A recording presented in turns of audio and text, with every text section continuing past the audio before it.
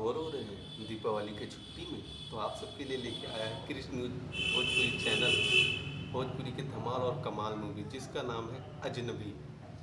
इसमें जो हमारे स्टार कास्ट के रूप में है वो हैं कुंजन पंत जी, अतुल सिंह जैसे आपको आदि कलाकार देखने को मिल जाएंगे।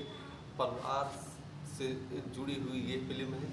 आप लोग इस फिल्म को देखना बिल्कुल ना भूलें और अपना भोजपुरी या प्यार दुलार इस फिल्म को जरूर प्रदान करें। और ऐसे ही भोजपुरी फिल्म देखने के अगर आप हैं शौकीन तो चैनल को कर लें सब्सक्राइब, क्योंकि आपको हमारे चैनल पर न्यू फिल्म का अपडेट मिल जाया करेगा वीडियो के माध्यम से। और अगर अभी तक आपने इस फिल्म को नहीं देखा है अजनबी तो ज़रूर जाके देखें। हमारे आपको रितेश उपाध्याय जी भी इसमें देखने को मिल जाएंगे और ज़बरदस्त सभी कलाकार देखने को मिलेंगे।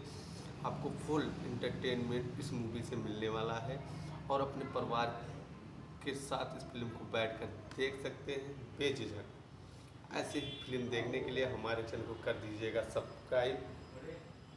आप फिर मिलते हैं एक नई फिल्म के साथ। एक